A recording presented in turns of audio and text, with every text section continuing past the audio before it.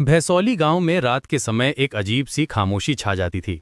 यह वही गांव था जहां सदियों पुराना एक मंदिर था और उस मंदिर की घंटी रात के 12 बजे अपने आप बजती थी। गांव के लोग इस घटना को लेकर हमेशा परेशान रहते थे, लेकिन कोई भी इसकी सच्चाई जानने की हिम्मत नहीं करता था। राघव इस गांव का रहने वाला था।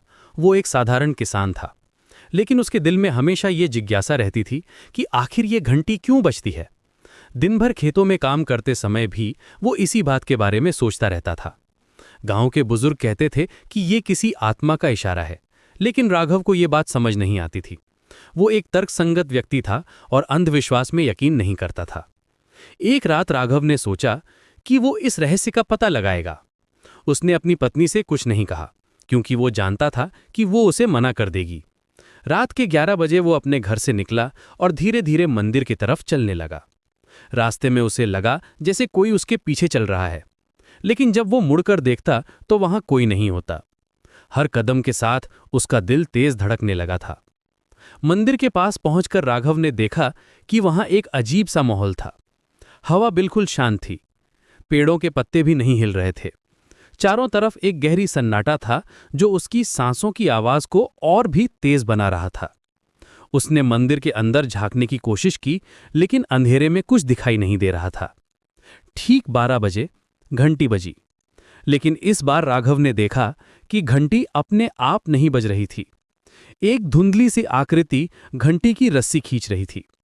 राघव का दिल जोर से धड़कने लगा। उसके हाथ कांपने लगे और माथे पर पसीना आ गया। वो समझ गया कि ये कोई सामान्य बात नहीं है। अचानक वो आकृति राघव की तरफ मुड़ी। राघव को लगा जैसे वो उसे देख रही है। डर के मारे राघव की सांस फूलने लगी। वो वहां से भागना चाहता था, लेकिन उसके पैर जैसे जम गए थे।